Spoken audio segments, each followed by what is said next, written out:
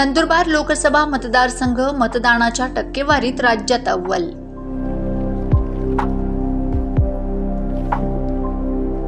संपूर्ण लोकसभा मतदारसंघाची अंतिम आकडेवारी अधिकृत। लोकसभा निवडणुकीच्या चौथ्या टप्प्याचे मतदान 13 मे रोजी पार पडले। राज्यातील 11 मतदारसंघात या टप्प्यात मतदान झाले। नंदुरबार, जळगाव, रावेर, जालना, छत्रपती संभाजीनगर, मावळ, पुणे, शिरूर, अहमदनगर, शिर्डी आणि बीड या 11 मतदारसंघातील मतदारांनी त्यांचा हक्क बजावलाय। सर्वाधिक मतदान नंदुरबार लोकसभा मतदारसंघात झाल्याने राज्यात अव्वल स्थानी आले आहे।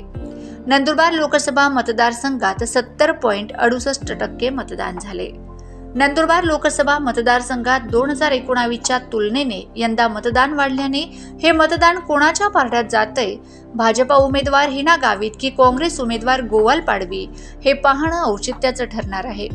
मतदान झाल्यानंतर कोण निवडून येणार असे तर्कवितर्क लावले जात आहेत। 2019च्या तुलनेत नंदुरबार लोकसभा मतदारसंघातील 6 विधानसभा मतदारसंघापैकी अक्कलकुवा, धडगाव, नवापूर, साक्री या 3 विधान मतदारसंघामध्ये काँग्रेस उमेदवार के.सी. पाडवी यांना लीड होता, तर नंदुरबार, शिरपूर, शहादा, तळोदा मतदारसंघात भाजप उमेदवार हिना गावित यांना लीड होता। शहरी भागामध्ये भाजपाचा उमेदवाराचा जोर दिसून आला, तर ग्रामीण भागामध्ये काँग्रेस उमेदवाराचा जोर बघायला मिळालाय। यंदा मात्र कोण बाजी मारेल हे सांगणं सध्या तरी अवघड जात आहे। नंदुरबार लोकसभा मतदारसंघातील टक्केवारी 70.68।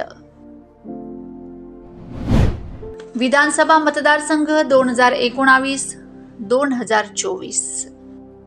अक्कलकुवा अक्राणी 2019ला 73.52% मतदान झाले, तर 2024ला 75.1 मतदान झाले। शहादा तळोदा 2019ला 70.21% मतदान झाले, तर 2024ला 71.49% मतदान झाले। नंदुरबार 2019ला 62.39% मतदान झाले, तर 2024ला 66.67% मतदान झाले।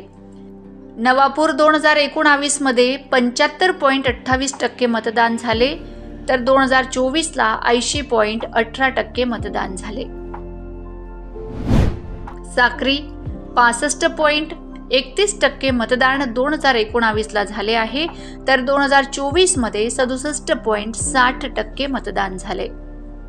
शिरपूर 2019मध्ये 65.17% मतदान झाले, तर 2024मध्ये 65.5% मतदान झाले।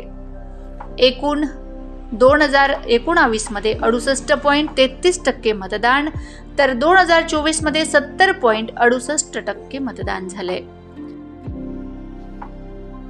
यंदाच्या निवडणुकीत वाढलेली टक्केवारी कोणासाठी लाभदायक ठरू शकते, भाजप की काँग्रेस? तसेच नवापूर मतदारसंघ हा काँग्रेसचा बालेकिल्ला आहे।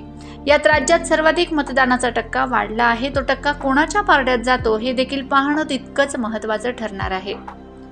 सर्वात कमी मतदानाचा टक्का शिरपूर विधानसभा मतदारसंघात झाला आहे। भाजपाचा बालेकिल्ला म्हणून ओळखला जातो। काही अंशी भाजपाची चिंता वाढली आहे। या निवडणुकीत भाजपा उमेदवारासाठी अंतर्गत विरोध कडीचा मुद्दा ठरला आहे, तर काँग्रेस उमेदवारासाठी निवडणुकीत नियोजनाचा अभाव महत्त्वाचा मुद्दा ठरलाय। नंदुरबार लोकसभा मतदारसंघाचा नवीन खासदार कोण होणार, डॉक्टर हिना गावित की ॲडव्होकेट गोवाल पाडवी, हे 4 जूनच्या निकालानंतर स्पष्ट होणार। आपल्या प्रतिक्रिया कमेंट बॉक्समध्ये नोंदवा। Nilesh Patil, Navapur express news, Nandurbar.